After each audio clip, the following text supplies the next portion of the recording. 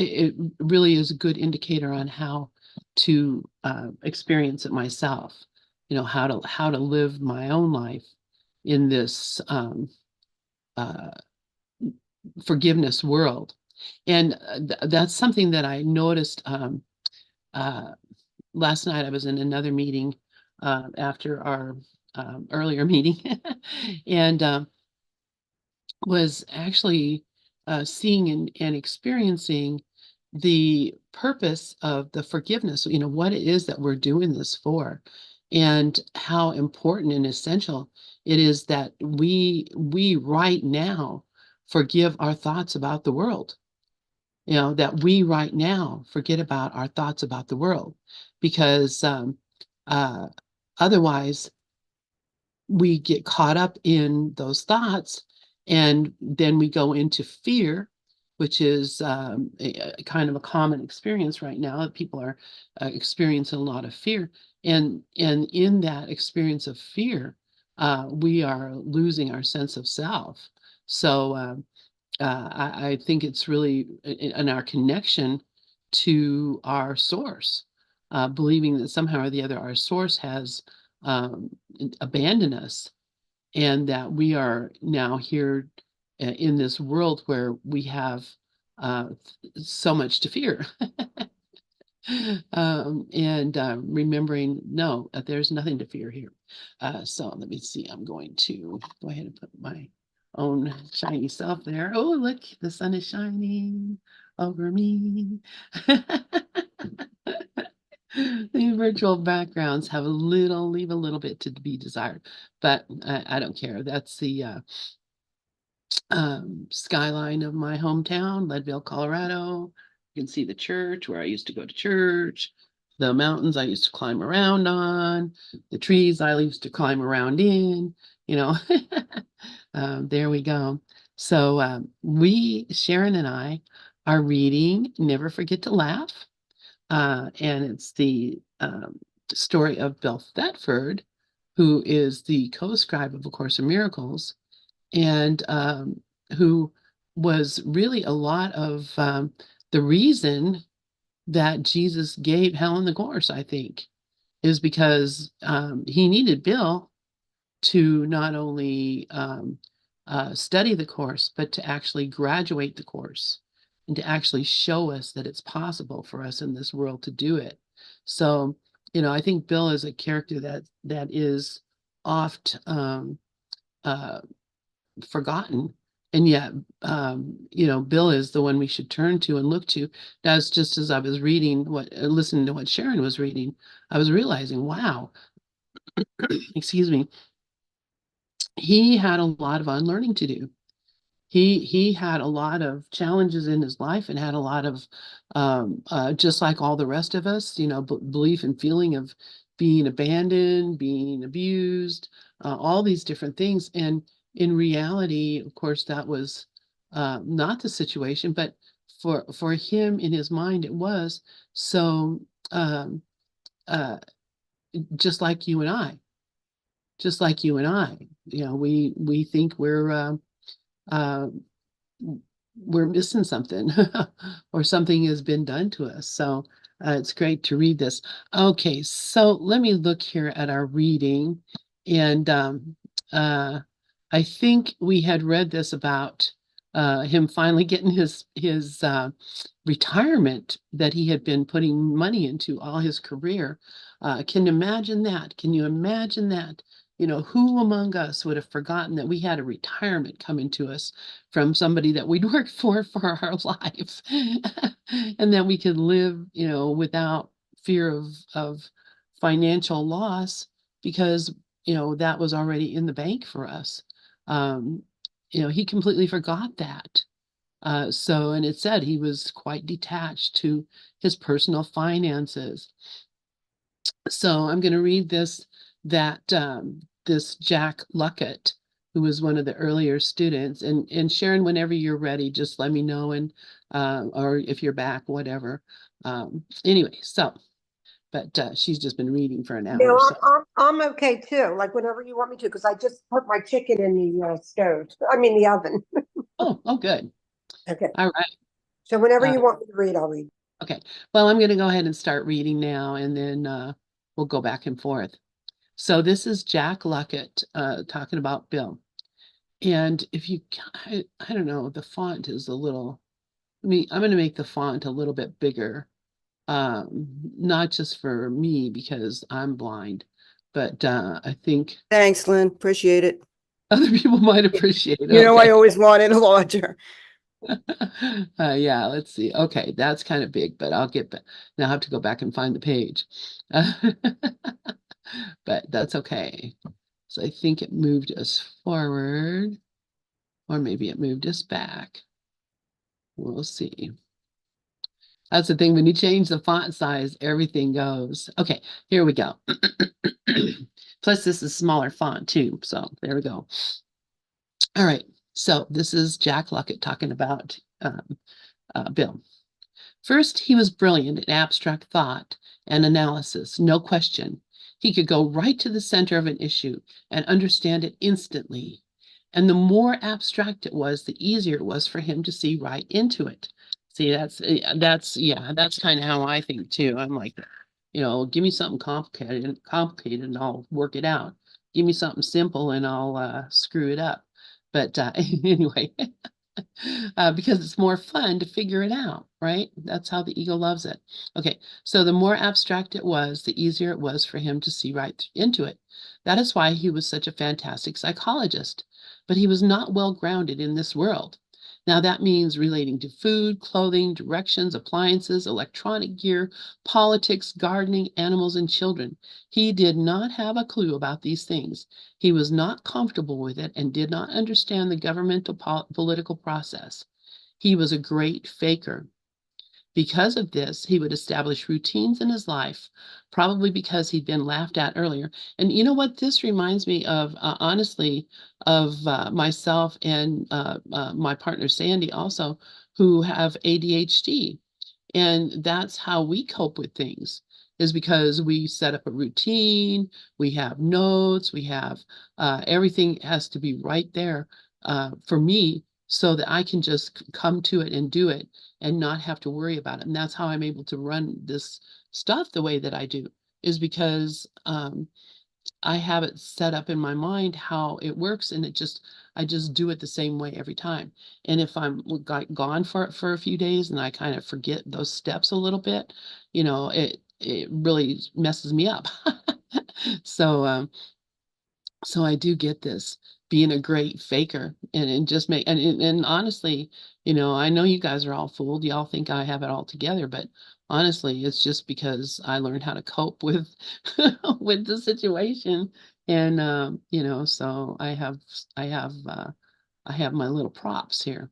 So, okay. So because of this, he would establish routines in his life, probably because he'd been laughed at earlier. When he found something that worked, he would stick with it, make a routine of it.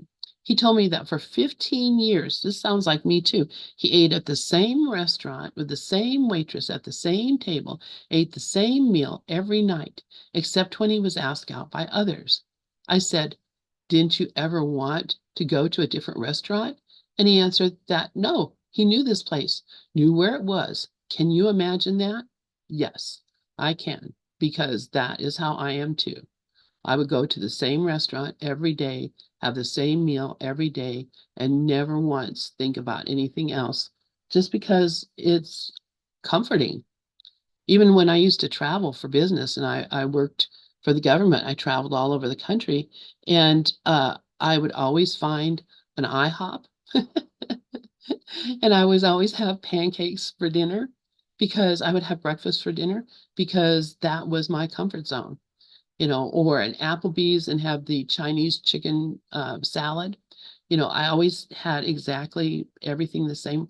And it makes you feel at home, and you don't have to wonder or worry about anything. And that's kind of what we're talking about, this world with so many choices. And all those choices are not helpful. They're not helpful. They just get in the way. So, okay. So now Bill really didn't understand food well. When he and Pat Hopkins got together as roommates, they agreed to share responsibilities in cleaning and preparing food. Well, Bill never prepared his own food, and so he was quite nonplussed. He found these frozen enchilada dinners. I do remember reading this. He found these frozen enchilada dinners that were good, so he solved the problem. He went down and bought 1 year's supply of the same kind of enchilada dinner and put them in the freezer.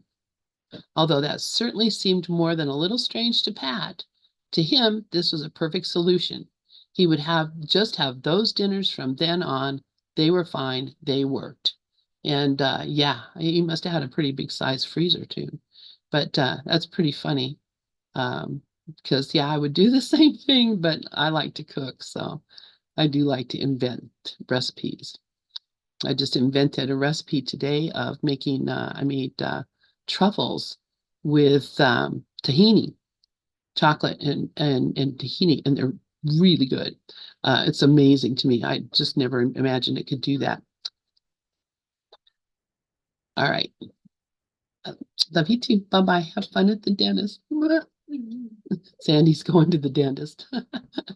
Oh my God, poor girl. Okay. So, Bill's New York acquaintances did say that he could cook one thing, omelets, and if you were invited over, you would have no doubt about the menu. That was the extent of his culinary skill.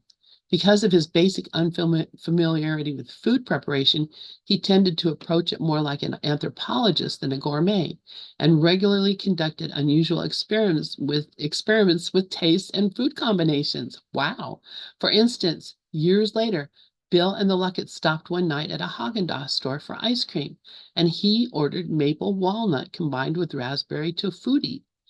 He had no idea what combining these flavors would be like. This was a foreign world to him. Wow. Maple walnut and raspberry tofutti. Wow. Jack continued, as for clothing, he relied mostly on his gay male friends and occasionally others to help him with clothes. He had no sense of what he should buy. Usually he wore Levi's that hung down low on his hips. Oh, he was wearing lowriders with a pullover sweater. One time at one of the garden ACIM meetings in San Diego, a fellow took one look at Bill and exclaimed, "My dear, who is your tailor?" Oh my gosh. Bill was spatially disoriented. Oh, I hear this goes. He simply did not understand how to get from one place to another. He liked to go to a meeting that was south from where we lived in La Jolla. Everything to him was linear, so I could tell him, you go down this street until you come to the gas station, turn right. It's like a line. I gave him these landmarks, and he was so proud the first time he drove it. It was a major accomplishment. I do know that if he'd ever got off that line, he'd have been in real trouble. Oh my gosh. That's hilarious. It just cracks me up thinking about this guy, wandering out in the world, just his head in the clouds and, living this life, not even being able to, barely crack an egg or, not even, they didn't have microwave ovens back then. And I mean, all this stuff that would have made it so much easier, but oh my gosh. I love it. I love the how the how a mind that becomes unstuck in the world actually functions. And it makes me think of like Byron Katie, who really can't, I mean, she really has to put thought into doing the things that she does, um, because her mind is untethered from the world. Um, and really you just have to let the Holy Spirit be in charge, and the Holy Spirit must really like frozen enchiladas. And I mean, I would do the same thing. I can just see it. But I've got my mind set on accomplishing things, so and doing this and that, so not quite there yet. All right, Sharon, would you like to read, or does anybody else like to read? You're welcome to as well, or make comments. No, I love this book. I think it's great. Um, okay, so you finished this one. It's Bill took on another challenge. That's where we're going to start. Yeah. Okay. Bill took on another challenge when he left New York to quit smoking. You know, smoking in those days was really common. Like I wanted to smoke so I could look like I was older. Yeah, And I was always allergic to it. So, I mean, there'd be times that I would smoke because everybody else was smoking. I was only 15. But back in those days, now today, I don't see anybody with cigarettes anymore. yeah. He You know, wasn't, I smoked too when I was a kid, just like that because it I made wanted me to look fit older. in, yeah. Yeah, But I got yeah, headaches. It had a New York, yeah, sophistication. That's right. Like I wanted to look like if you watch all those movies with Joan Crawford, you always saw them with a cigarette. So I kind of just, I had a girlfriend that walked me home from school. Like we walked all the way from it, maybe it was probably 10 minutes to drive. So it was a long walk, and she was teaching me how to inhale. Imagine that. yeah. And because then I looked cool. It's so insane what we do to our lives. It's just insane. But I always It got really headaches, is. so I never became a smoker like a lot of people. Anyway, Wow. however, he recognized the need to discontinue the habit, knowing it was preventing long buried feelings from surfacing. Isn't that interesting? It's all our self-hatred. In their stead, he carried cinnamon sticks and chewed on those when tempted to smoke.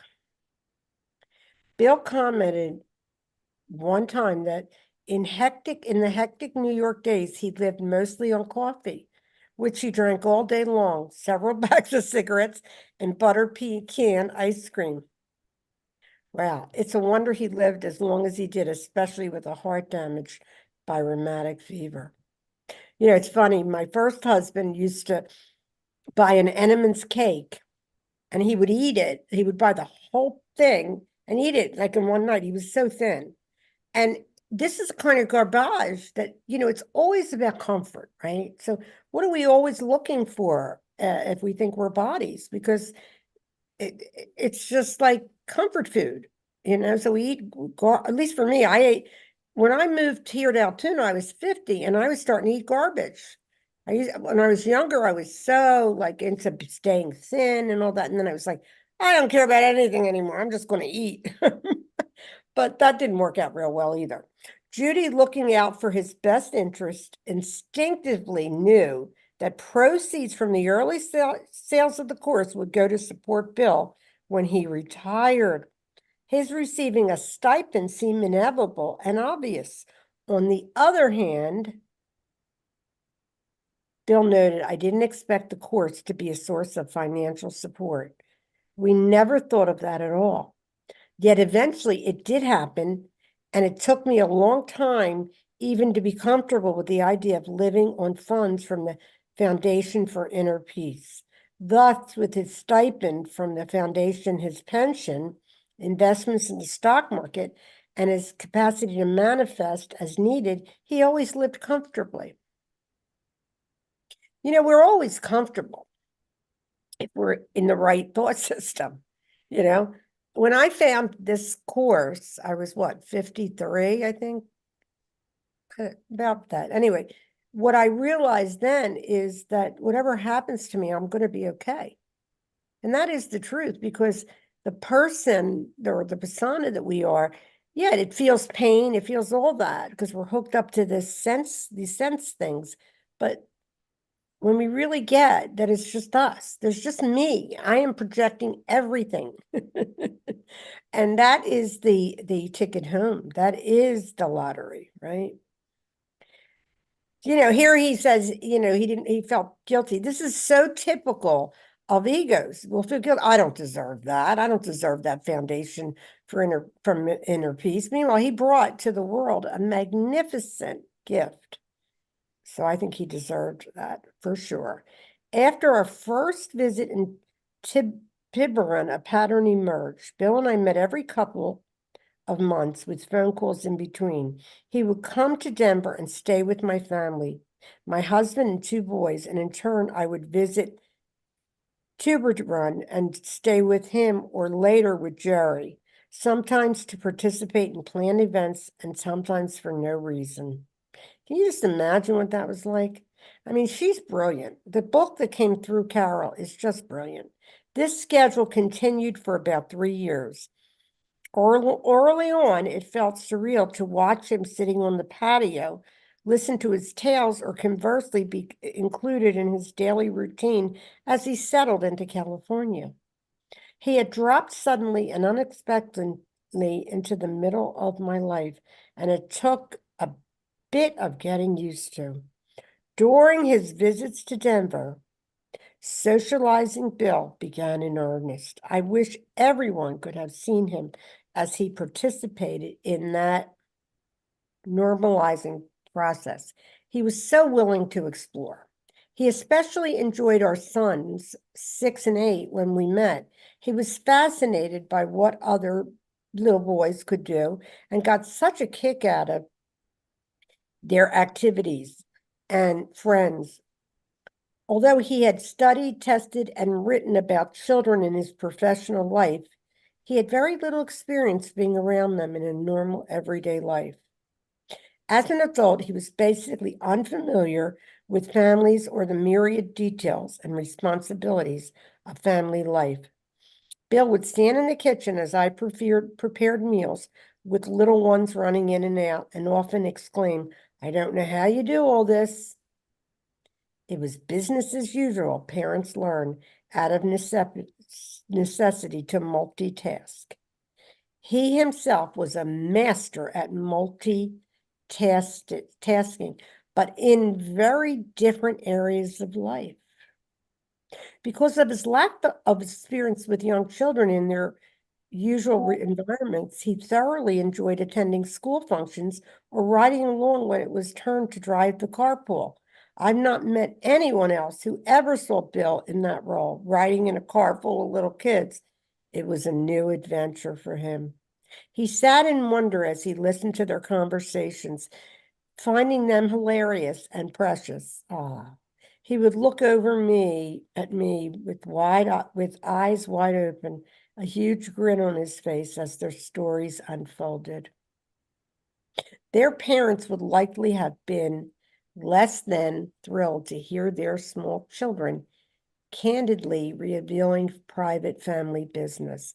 He loved such times, delighting in their complete ease and openness as they prodded on, asking him questions wholeheartedly, including him as a matter of course. They were marked contrast to his own early experience and to his long-standing inclination to secrecy. Okay, I feel to stop here. Does anyone want to share or read? I guess everybody's. I just wanted to say, yeah, you don't give us time to answer back. We're here. Yeah, I'm just really loving that he, in his older life, is able to experience what I mean. When think about when he was a kid and he was laying in bed for a year with rheumatic fever and having all the weakness that he had and not being able to go out and play with the kids and not being able to do all these things that seem like normal childhood. So now being with these normal children and seeing how they are, and I think that because of his um, because of his upbringing, he had lost that sense of inner joy that comes from being a child and being with a child. But you all know, especially Sharon, I know, and any of us who have grandchildren, one thing to have children, but to have grandchildren, when I spend time with them, I'm just overwhelmed with the joy that they just naturally exude. And so, I forget about that. That's my nature until I'm with them, and then I'm laughing my butt off. So, I'm sure that this reminded him of this life that he didn't have, the life that he could have had. I love it. And Gloria said she would be willing to Yeah, I read. would love that. I love when she reads anyway. Yeah, I love Sure. when everybody reads. I personally love the sharing when we're in a group because it just, to me, is a joining. So yeah. Yeah. Absolutely. We all bring the best of what we are together and we share it. It's just a beautiful thing. Where would you like me to pick up from? Where it says Bill often Okay. comments. Okay, great. Bill often commented on how very different these children's early years were from his. Let me make my thing louder. On one trip to Denver, he watched my younger son energetically ride up and down the sidewalk on his bicycle. I could see the wistful look in his eyes and commented on how this 7-year-old's experience must seem worlds apart from his own at 7. Lying in bed gravely ill. He acknowledged the difference, then responded with a broad smile. Nothing is ever going to get in his way in life. In addition, both Bill and Helen were true Gilbert and Sullivan aficionados, and he was especially pleased that my oldest son had a significant role in his elementary school's abridged production of the musical HMS Pinafore. Greg was 9, an age when Bill was still confined to bed, which led to more reminiscing about how different were their early childhood experiences. I can still see him, tall, handsome, charismatic, and often the only man around, casually visiting with the mothers waiting for their children at the end of the school day, soccer practice or music lessons, as if he did this every day. Actually, it was probably the first time he had ever been in such a situation, but you wouldn't have known it. Bill had an amazing capacity to seem at home in any situation, even when he obviously was not. These various groups of children took to him at once and all unquestioningly considered him part of their young lives, telling him their stories and competing with one another to hold his hands. Sometimes he read stories to our boys at night, which they loved. They regarded him as a favorite uncle. And in my mind, I can still hear the sound of his reassuring, resonant voice coming down the hall. On a few occasions, we took the boys to Tiburon, always infusing a burst of energy into Bill's world. He watched with delight as they scrambled along the shoreline between his apartment and Jerry's home, a short distance away. This infrequent plunge into typical busy family life was a source of great amusement and perhaps some gratitude that he had opted for the single life. That's funny. Certainly, it was different. In retrospect, it doesn't seem a coincidence that Bill came to Denver while my children were the same age he had been while bedridden. In ways we may never understand, I believe some healing of his difficult early years took place through those casual interactions. Should I go on? Sure. Although Bill enjoyed Yes, please. Thanks. Although Bill enjoyed being included in our daily routine, the early morning, get the kids up and off to school uproar challenged his endurance, and he was always remained safely in his bedroom with the door closed until quiet settled over the house. Then we had a wonderful long talks in the kitchen, usually followed by a walk. Sometimes Bob joined us for an evening walk and remembered them fondly. We just walked and talked and exchanged thoughts and information, and he was always receptive to whatever was on your mind. He would listen to you. You could talk to Bill about anything, and he would have an answer. Somehow, the two of us clicked. He was just a dear, dear friend. Although Bob was not a course student himself, he was a gracious host on Bill's visits. He made sure he had everything he might want or need as a guest in our home. He genuinely cared for Bill, and that was mutual. And even now, we have been divorced for many years, he still talks about him. So many others I interviewed for this book also emphasized the importance of a walk with Bill, how satisfying it was, and how much insight occurred during those casual discussions. Robert Rosenthal, a young psychiatrist friend of Bill's, relates a typical experience. Often, when Bill and I would get together, we'd walk and chat. He'd catch me up on the latest craziness going on with the course or what Jerry Jampolsky or other people were doing. But in a way, that was all a window dressing. Behind it was a shared sense of presence and peace, just meditating together and sharing the moment. You, Prather, also mentioned how they always seemed to be walking together somewhere, discussing a range of issues and how important that was to him. Sorry about that. And Jason Kane found silent walking with Bill profoundly satisfying. Should I go on? We can stop for a minute and just talk about this. I love this whole idea of we're walking each other home and we're walking together. And I see it. I mean, there's so much of it in the course about who's walking with me. And so I'm really taken by this. And, as you were reading about them walking, I think they were like in the Cheeseman Park area in Denver, which is just lovely old homes and trees and it's just a gorgeous, gorgeous part of town.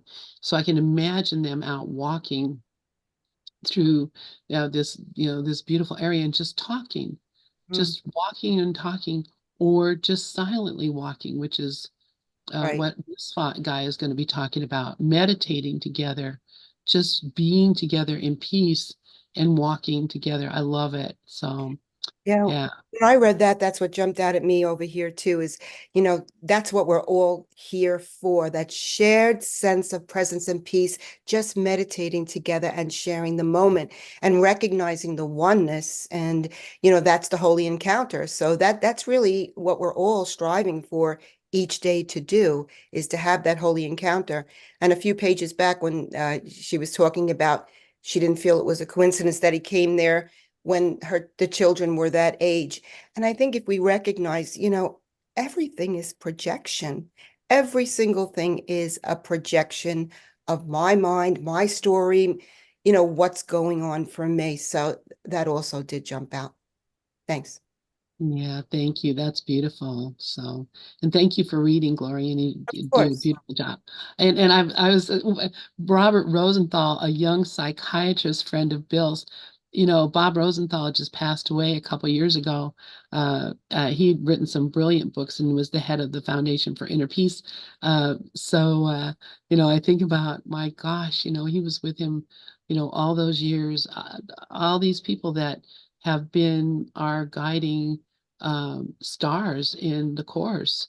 And how many of them have already passed on. We still have a few, Carol and John Mundy, and of course Jerry Jampolsky's gone. uh, uh, it's just amazing to me. Tam Morgan, who knew them all when she was a little girl. uh, it's just amazing to me that we're that close to the inception of this course. We're like the next generation of the apostles. We're not that far and distant from the energy that brought this into this world. And as such, I can hold on to that and know that uh, we're here for a purpose, and a very serious purpose. Everything that's come about before us has brought us to this place where now we are in a place where, as Jesus asked us, we can save the world and walk through the world as a resurrected Christ. That's what we're seeing with Bill. He's becoming, recognizing himself as the resurrected Christ through these experiences and through studying the course. So it's a great, again, I say, I'm so happy we're reading about Bill, because, he was the first, the first real student of the course. Of course, Helen was first receiver, But, Bill was the first one who really completed the work, is what I understand. So who would like to read this statement, this from Jason Kane, talking about Bill? Anybody else want to read for a while?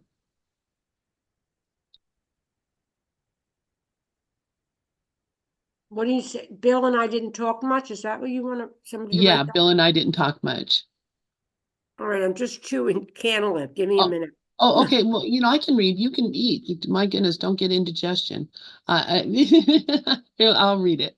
I just wanted to give someone else a chance if they wanted to. Okay. So, Jason Kane found walking with Bill profoundly satisfying.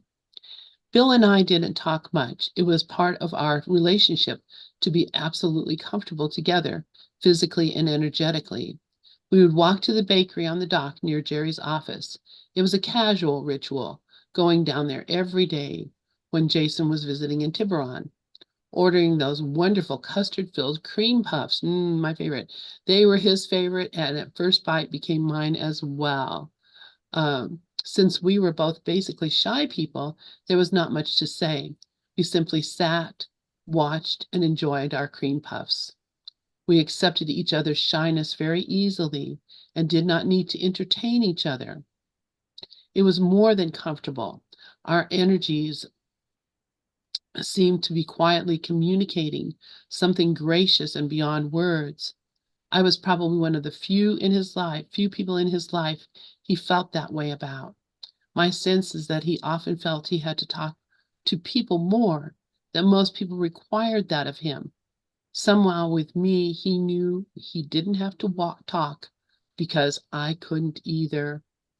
Wow, that's so beautiful. That's so beautiful. And what a great relationship to have with somebody that you just know and you don't have to talk about it or reflect on it, anything, just be. I love that. It doesn't seem like she was ever shy. She said she was shy because I find her very bubbly and outgoing, Kara. Yeah, yeah. Well, I think it changes you. I think Yeah, maybe. the freedom that the course brings you actually changes. It changed Right. me. Yeah, so you never think I was shy, but I used to be when I was younger, so happens. Okay. So ACI, oh, here now we're getting to the theme we were just talking about. ACIM speaks beautifully of the implications of walking together, literally or figuratively. And this is from the course. This brother neither leads nor follows us, but walks beside us on the self-same road. He is like us, as near or far away from what we want, as we will let him be. We make no gains as he does not make with us, and we fall back if he does not advance. Take not his hand in anger, but in love, for in his progress do you count your own, and we go separately along the way, unless you keep him safely by your side. Forgive your brother all appearances that are but ancient lessons you have taught yourself about the sinfulness in you. Wow, this is really speaking to me right now.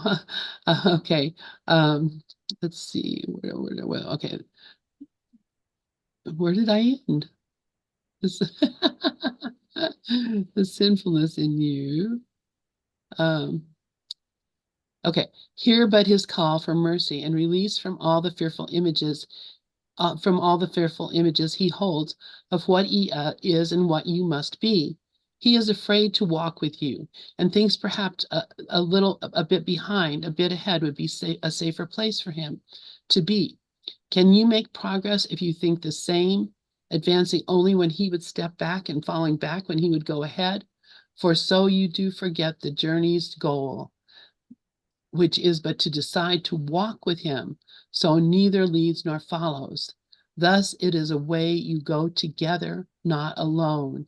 And in this choice is learning's outcome changed, for Christ has been reborn to both of you.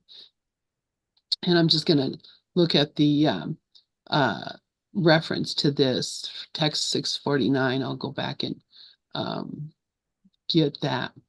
Um, Because yeah, I'm seeing this right now, and I see Glorian has her hand up, and I'm sure she's probably inspired the same way I just was inspired.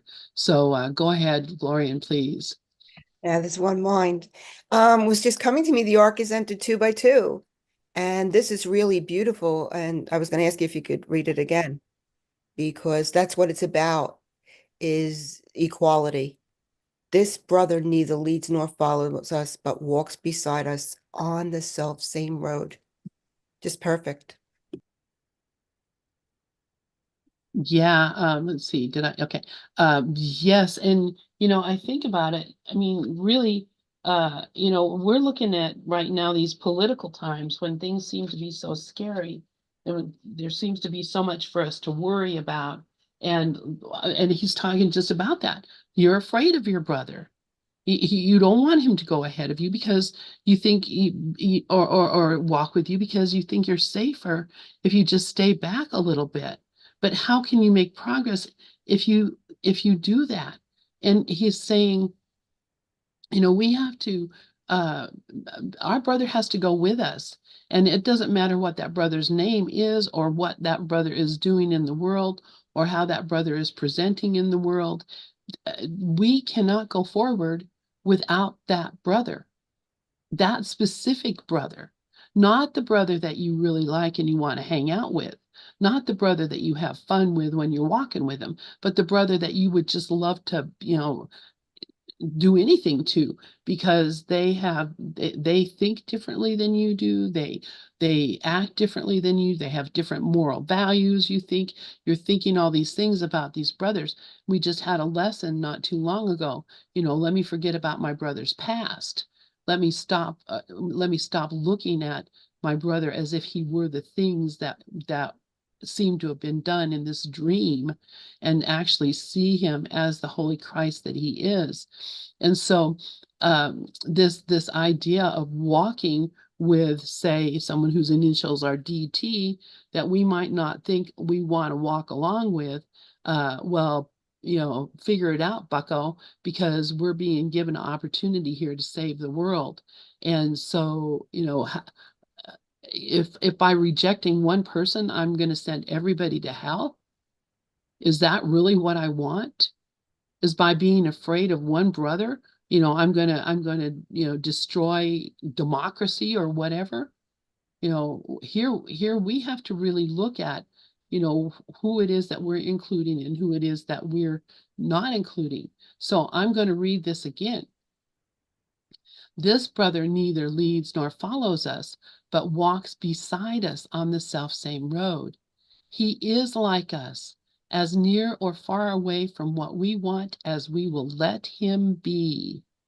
We make no gains he does not make with us, and we fall back if he does not advance. Take not his hand in anger, but in love, for in his progress do you count your own, and we go separately along the way unless you keep him safely by your side. Forgive your brother all appearances that are but ancient lessons you have taught yourself about the sinfulness in you. Hear but his call for mercy and release from all the fearful images he holds of what he is and what you must be. He is afraid to walk with you and thinks perhaps a little behind, a bit ahead would be a safer place for him. Can you make progress if you think the same, advancing only when he would step back and falling back when he would go ahead? For so do you forget the journey's goal, which is but to decide to walk with him, so neither leads nor follows. Thus it is a way you could go together, not alone.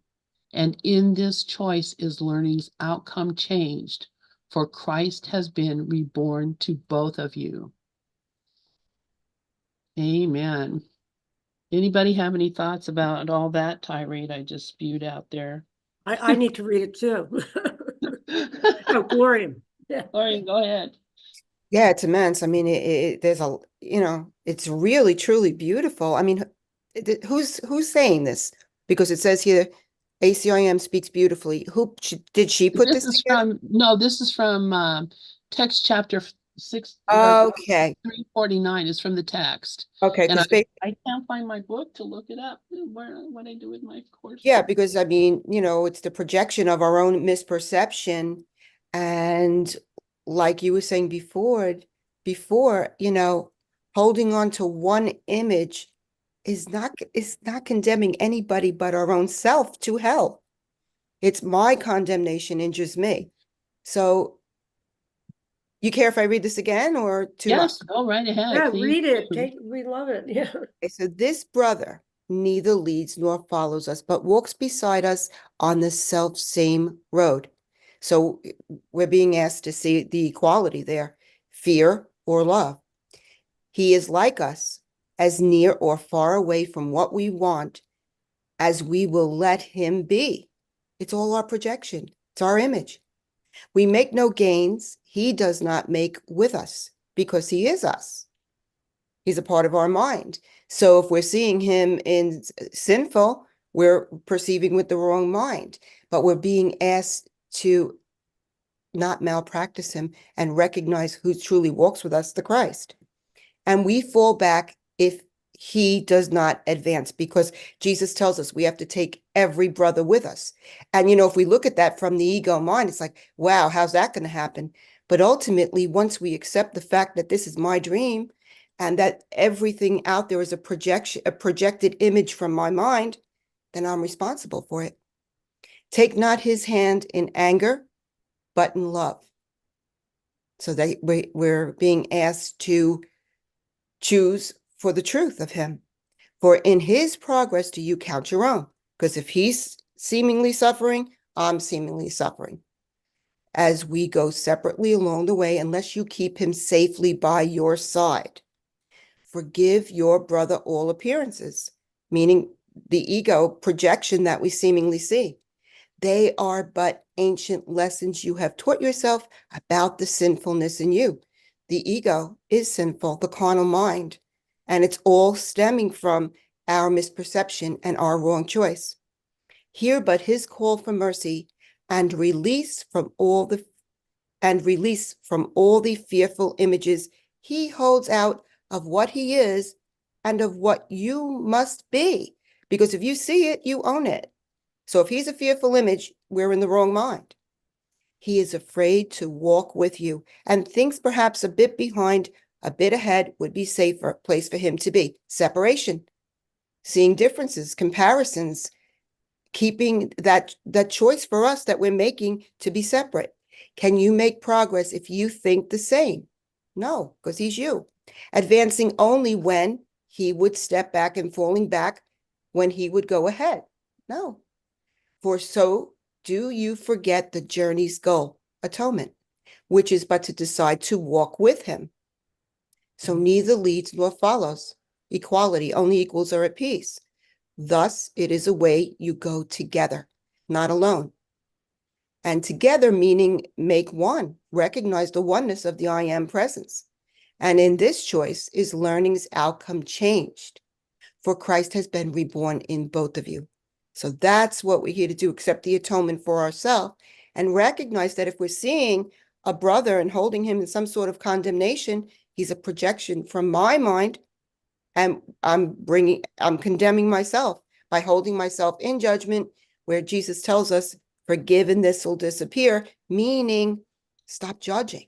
So if we move into the quiet mind where there is no judgment, there is no projection of the image, and we return to the oneness that I am. Thanks. Thank you for that, Gloria, and beautiful. Thank you for rereading that, and thank you for discussing it. And I'm looking at on page 6. Let's see, my eyes are this print is really tiny in this book, I'll tell you what. But it's on page 649, which I'm just trying to get to this section, and I'll be able to tell you what we're reading from. There's 631. Every time you read this stuff, there's a freshness about it, and a deepening of the experience of it. Exactly. And I think that's what Okay, and so that's from the section called Walking with Christ in chapter 31, the final vision. Um, so, it's interesting. There's a little a question and answer. Here he says, um, let's see, and what of him? What does he want of you? How could I'm just going to go put this up on the here because I can't read this tiny little font. It's tiny. So a combined version, but it's like the pocket size version. So it's got Ah, everything that's in it, better. but it's really tiny. So let me come here, table of contents. Because yeah, I think this for me, this is really important at this time when we're in this situation where uh, we are, and it's the section called Walking with Christ. Why didn't I think of that? Where we are, in such uh, uh, societal turmoil right now, and so how important it is that we do this because this is what's going to get us out of this place of fear. Um, so this is how we deal with this brother that we're talking about. I love this. And what of him? What does he want of you? What could he want but what you want of him? Herein is life as easily as death, for what you choose as well, but for what you choose you as well for him. Two calls you make to him, as he to you. Between these two is choice, because from them there is a different outcome. If he be the leader or follower to you, it matters not, for you have chosen death. But if he calls for death or calls for life or hate or for forgiveness and for help, it is not the same in outcome. Here the one, sorry, okay, here the one and you are separate from him and are lost. But hear the other, and you join with him, and in your answer is salvation found. The voice you hear in him is but your own. What does he ask you for? And listen well, for he is asking what will come to you because you see an image of yourself and hear your voice requesting what you want. Before you answer, pause to think of this. The answer that I give my brother is what I am asking for, and what I learn of him is what I learn about myself. The answer that I give my brother is what I am asking for, and what I learn of him is what I learn about myself. And isn't that just what we were just reading about Bill doing? The whole, why he's doing and did what he did, why I'm doing and doing what I'm doing. I'm asking for my brother to give me what it is that I'm given to him. And if I'm given to him hatred and fear, anger and upset, I don't want to walk by you because you might have cooties, that this is exactly, what Jesus is telling us. We have to look at our motive, what is going on. And he says, then let us wait an instant and be still, forgetting everything we thought we heard, remembering how much we do not know. That's it. And then it goes on to what we just read. The brother neither leads, he is like us. And when he makes gains, we make gains. If he falls back, we fall back. But the whole point being that what I give to my brother is what I'm asking for. And so this is why we have to guard our mind, guard our thoughts, guard our hearts at this time when it's so easy to fall into this state of fear and judgment. And Regis says to forgive, stop judging. That's it. That's it exactly. So wow, this is pretty profound. Um, does anybody else want to say anything or read? Glorian, please go ahead. Yeah, I was going to say we should start our next meeting with that song, I Walk with God, and it'll tie right in. It's just so beautiful. This is beautiful. Absolutely. Absolutely. I agree. I'll send it to you. Oh, I have it. Okay. And also Walk With Me Angels, which is today's Yes. lesson. Yes, true. Walk with me, angels. That's you. We are the angels. So, yeah. So, anybody, we have about 5 minutes, or we can end this with those songs too, as well, because we have another meeting coming up in 5 minutes. Yeah, you could end with that song, and also The Light Has Come. I love that song. Yeah. Okay. Awesome. Thanks, All right. guys. Somebody read. I'll go queue up a song list for us. So if anybody wants to continue reading at Something Was Reborn in Those Who Walked with Bill. I'll read it. All right. Are you seeing my anything else on the screen right now other than the book? Okay. I'm just sometimes it happens that other stuff comes up that I'm looking at. Did So yeah, go Regis Lee? ahead. Oh, no, he's here. Okay. I Yeah, wonder if just he's go ahead subbing, and because read when it. I sub, I can sometimes listen, which I love. Yeah. Yeah, because I love this stuff. Anyway, something was reborn in those who walked with Bill. It was like coming home. That's the energy. Bill seemed to need, perhaps more than anything, some comfort time and space to simulate his new life and slowly unwind. It was helpful for him to be away from places where the roles of teacher, course scribe, learned professor, or anything else were thrust upon him. On occasion, when we had a private space, he would break. I guess she's busy. Oh, sorry. Yeah. Sorry. Down and weep. Ah, I comforted him as best I could, at the same time encouraging him to cry those tears so long unshed, tears not so much over particulars, but a lifetime accumulation of pain not fully acknowledged. Yeah. Wow. Oh, Nothing specific prompted these episodes. It was more a combination of things. We often spoke of his relationship with Helen and with the course, the heaviness he carried about all, the burden of unrepressed life, repressed grief, hiding out. All of us hold on to some secrets, wearing at the very least, and this was especially so for Bill. He constantly lived a dual life. His academic career intermixed with his hidden ACM work, his unresolved love-hate relationship with Helen, his knowledge of various secret CIA projects, very little carried to his grave, and of course, his never publicly acknowledged homosexual private life. Thus, he could hide out in Denver where almost no one had access to him and really let go. Over the years, he also engaged in ongoing therapeutic work at Tiburon with both Frances Vaughan and Catherine Reggs Prescott, a close friend he met in 1984, as well as learning from less formal interactions with others. It is okay to see the course operating in his life through a kaleidoscope of relationships and encounters, helping him to identify and release unhelpful beliefs.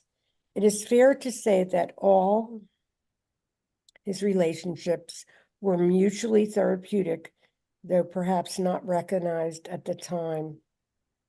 All right. I think this is a good place to Yeah, stop. I love that. You know what? This is such a good book. It's so rich. I know. I just love it too. Glorian, please go ahead. I really like what it says here. His relationships were mutually therapeutic, though perhaps not recognized at the time.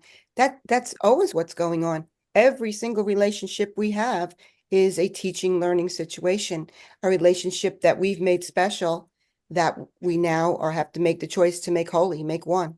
So it's a perfect way to lead into our next section. So that was beautiful. Thanks for reading, Sharon. Oh, All and right. Mickey's here too. Hi, Mickey. I didn't see you for a couple days. All Okay. right. So we're going to listen to a song and then we'll close this out and start up the next meeting. This is like the serious triple header here today. There we go.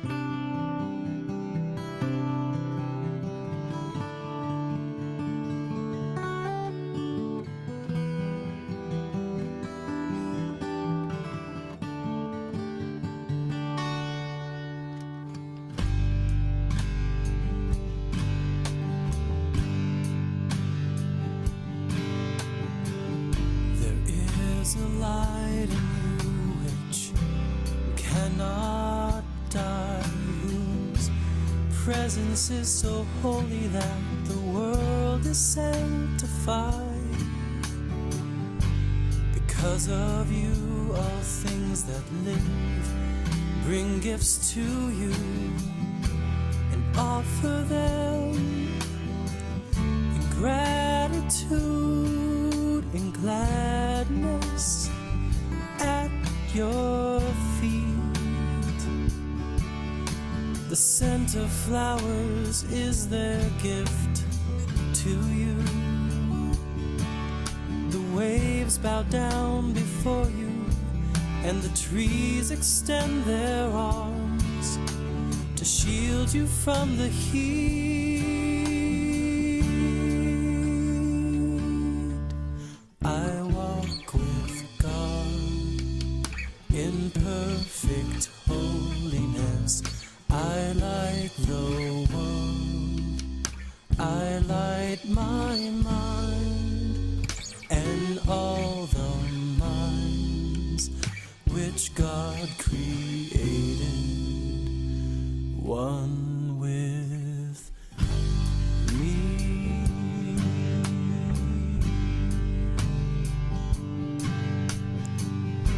The light in you is what the universe longs to behold.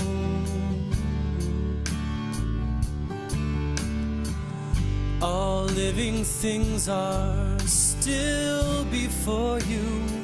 Forgive us they our illusions. recognize who walks with you. As you step back, the light in you steps forward and encompasses the world.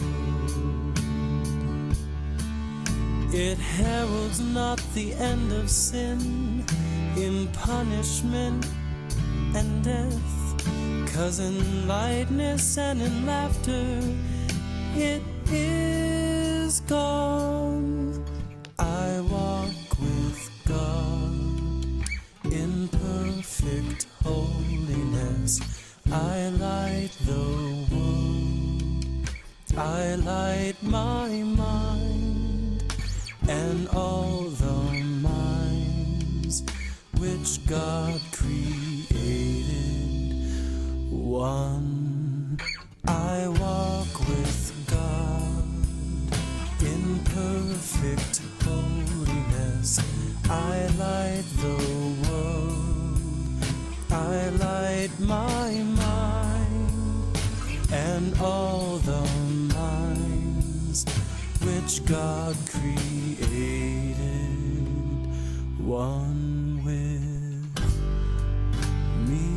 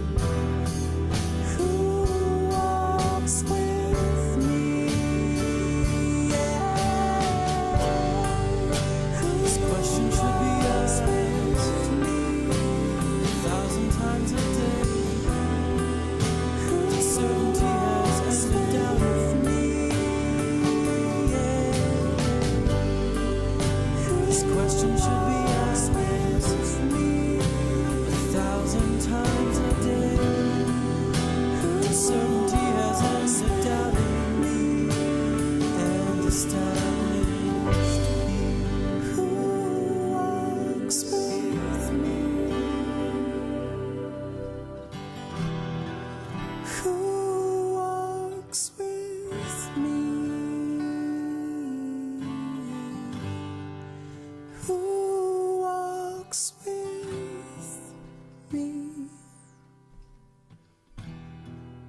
Who walks with